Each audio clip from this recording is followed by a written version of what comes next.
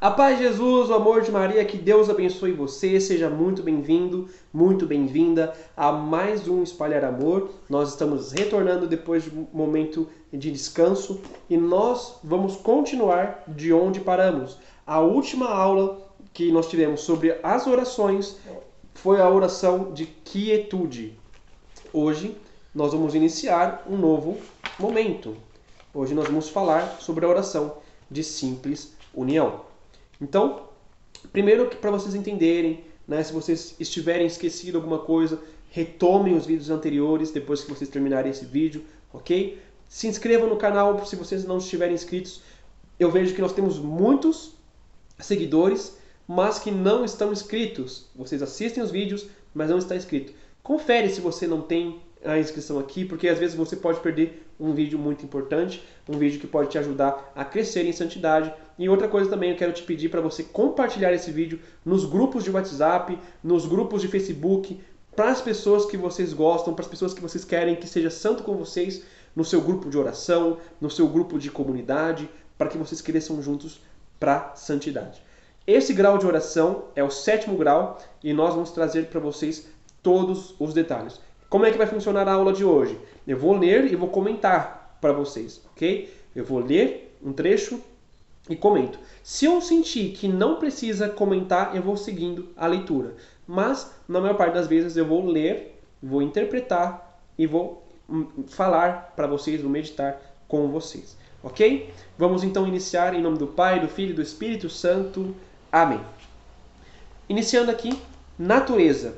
A oração de simples união é aquele grau de contemplação infusa no qual todas as potências interiores da alma estão cativas ou ocupadas em Deus. Ou seja, o que é a contemplação infusa? Contemplação é aquela ocupação da mente em Deus, contemplar a Deus, contemplar o mistério de Deus.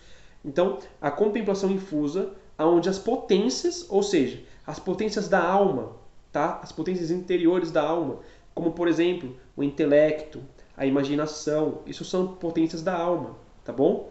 A abstração são potências da alma. As potências interiores estão ocupadas em Deus, estão presas, ocupadas, pensando nos atributos de Deus, pensando e cativadas por Deus. Na quietude, ficava somente cativa à vontade, no sono das potências. Se unia também o entendimento, porém, à memória e à imaginação. Ficavam em liberdade. E aqui já não. A memória e a imaginação ficam cativas também, provocando muitos conflitos na alma. Na oração de união, todas as potências interiores, mesmo a memória e a imaginação, também ficam cativas. Só ficam livres, embora imperfeitamente, os sentidos corporais exteriores, que ficarão cativos também ao sobrevir o seguinte grau de oração, ou seja, a união estática, a qual só nesse detalhe a parte o grau de intensidade de luz contemplativa se diferencia da oração de simples união. Santa Teresa chama simplesmente de oração de união, sem adicionar a palavra simples. Porém, não é errado adicionar a expressão para distingui-la claramente das outras duas uniões místicas, a estática e a transformativa, que são distintas e muito superiores à simples. Então, nós temos 3 graus de união, tá? A união simples, a união estática e a união transformativa. Então são 3, ok? O que acontece? A união simples é a mais básica. A união simples, ela não vai cativar, né? Não vai ocupar as potências exteriores, ou seja, os 5 sentidos: tato, visão, audição, né? Olfato, paladar, não vai ocupar. Já na união estática, já se ocupa, né? Então, nós temos muitos santos, por exemplo, que têm aquela visão de Jesus, né? A experiência com a Eucaristia. Aquilo está acontecendo de fato, de uma forma espiritual, mas os seus sentidos estão vendo aquilo de fato, os seus sentidos estão sentindo aquilo de fato. Entende? Para a pessoa está acontecendo de uma forma real. E não é nem questão de esquizofrenia ou de algum tipo de distúrbio. Não. a realidade espiritual na mente daquela pessoa. Aquilo está acontecendo de verdade no mundo espiritual, mas a mente da pessoa consegue criar a imagem para ela ver aquilo que está acontecendo de forma espiritual, ok? Então é um ponto para se entender. Na união simples não tem isso. A imaginação e a memória que são cativas junto com a vontade, ok? A pessoa fica retida interiormente, as potências interiores, tá? A intensidade da experiência mística produzida pela oração simples, de simples união, é indizível. É inconvenientemente superior a dos... Aliás, é incomparavelmente superior a dos graus anteriores, até o ponto de exercer sobre o próprio corpo uma influência profunda, beirando o êxtase. A alma experimenta realidades inefáveis, com uma intensidade tal que um pouco mais superaria completamente suas forças corporais e a faria cair em êxtase. A princípio, essa sublime absorção das potências em Deus dura pouco tempo, uma meia hora no máximo, mas com diversos graus de intensidade pode prolongar-se por várias horas. Eis aqui como expressa essas coisas a grande Santa Teresa d'Ávila. Então, não sei se vocês entenderam bem. Esse grau de oração, ele absorve a pessoa ao ponto de quase cair em êxtase. Só não cai por causa que não está ainda no grau de santidade, né, necessária para isso. Estando assim a alma, aqui agora Santa Teresa d'Ávila falando, estando assim a alma, buscando a Deus, sente com deleite grandíssimo e suave, quase todo se desfalecer, à maneira de desmaio. Vai-lhe faltando o fôlego e todas as forças corporais, de modo que não pode sequer manear as mãos, a não ser a muito custo.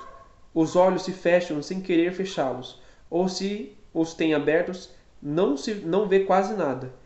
Se lê numa acertada a dizer letra e quase nem atina a reconhecê-la bem.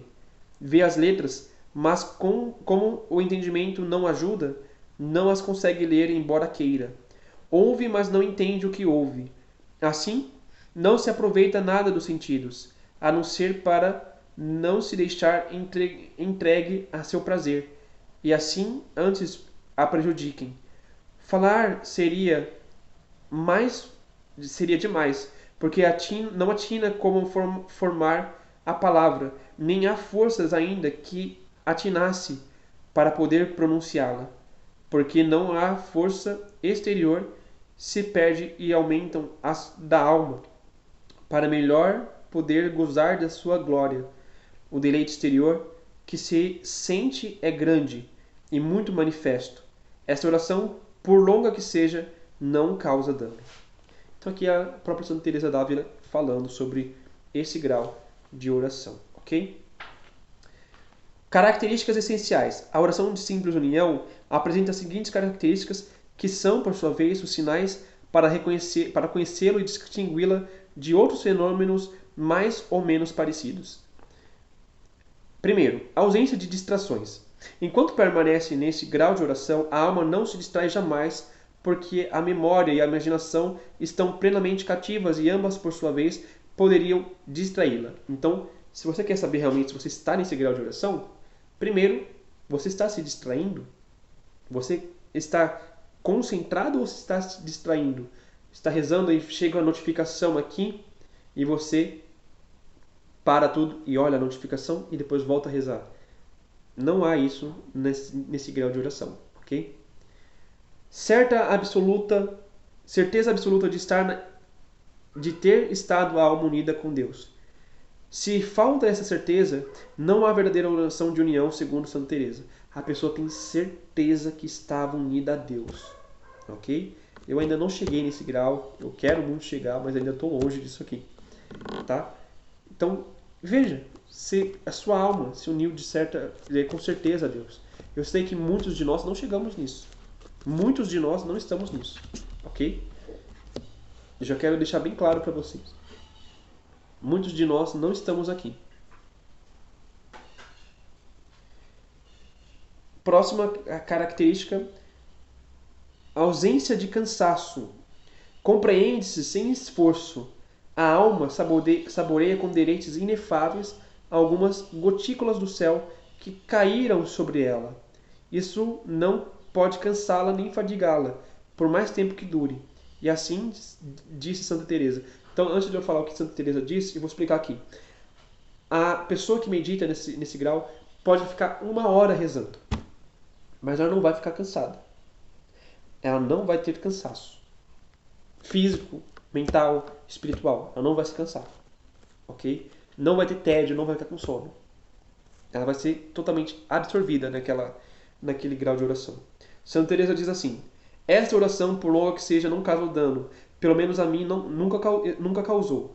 Nem me recordo ter-me o Senhor feito alguma vez essa dádiva, por pior que estivesse, que me sentisse mal. Antes senti uma grande melhora, mas que mal pode fazer um bem tão grande. Então, ao invés de você ficar pior, você melhora. Ok? Ao invés de você ficar pior, você melhora. Efeitos. Santa Teresa reúne os efeitos dessa oração em um capítulo admirável. Vamos escutar aqui a palavra de Santa Teresa. Ó grandeza de Deus! Quão transformada sai a alma daqui depois de ter estado imersa na glória de Deus e tão unida a Ele. Embora esse estado seja tão breve que em minha opinião nunca chega a meia hora, eu vos digo na verdade que a própria alma não se conhece a si mesma, porque há aqui a mesma diferença que entre uma lagarta feia e uma borboletinha branca. A alma não sabe como pode merecer tanto bem. De onde ela pode advir, quero dizer, pois ela sabe bem que não o merece. Vê-se com tal desejo de louvor ao Senhor que gostaria de desfazer-se e morrer por ele 1000 mortes. Logo começa a sentir o anseio de padecer grandes sofrimentos sem poder fazer outra coisa. Tem grandíssimos desejos de penitência, de solidão e de que todos conheçam a Deus. Daqui provém um grande pesar, o de ver o ofendido. Na morada seguinte falaremos com mais detalhes de todos esses efeitos, embora há nessa quinta morada e o que vem depois seja o mesmo, há muita diferença na intensidade dos efeitos. Isso porque, como eu disse, se depois que Deus faz chegar uma alma até aqui, ela se esforça por avançar e verá grandes coisas. Então, aqui nós temos algumas coisas que Santa Teresa vai explicando, tá? Eu vou ler aqui para vocês o que o autor diz, mas os efeitos são esses. Os efeitos são esses que a gente acabou de ler. Ele vai falar: e segue Santa Teresa descrevendo o estado interior dessa alma afortunada, a quem lhe nasceram asas para voar até Deus.